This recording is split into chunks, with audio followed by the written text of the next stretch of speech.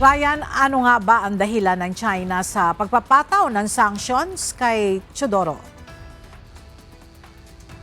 Ella, ayon sa Foreign Ministry ng China, itinataw nila ang sanksyon kay Defense Secretary Gilberto Teodoro dahil umano sa pangapahayag nito na nakakaapekto sa interes at ugnayan ng China sa Pilipinas.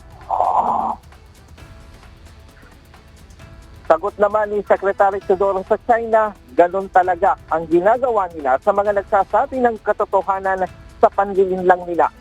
Karapatan niya ng China ang magpataw ng ganitong hakbang at hindi siya maaapektuhan ito.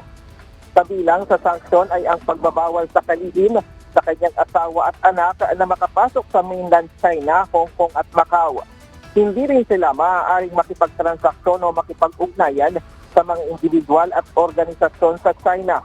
Sinabi pa ni Teodoro na mas malala pa umano kesa rito ang pagtrato na nararanasan sa mga mamamayan mismo ng China at iba pang lugar na nasa impluensya nito.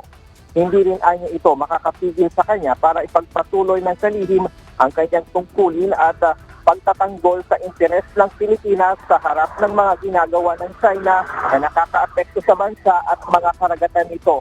Nasa Ottawa, Canada, si Secretary Teodoro para sa High-Level Defense Engagement kasama ang Canadian Government.